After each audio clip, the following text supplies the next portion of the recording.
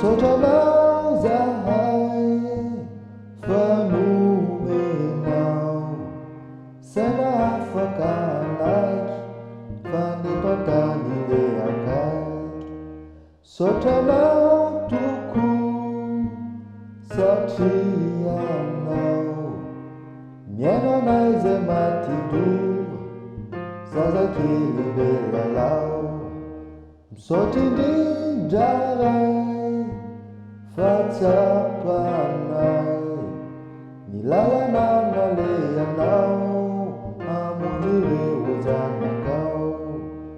Saotra ihany koa nomenao fo mitobotoboka ao anaty velona mandrapahafaty.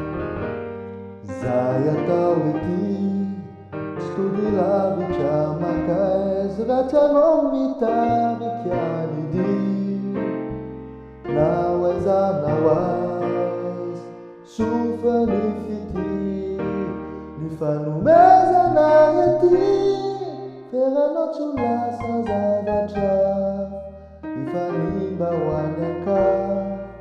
Misaotra anao satria ianao fity mahay mandamy izay miady na mpinamana na mpivady.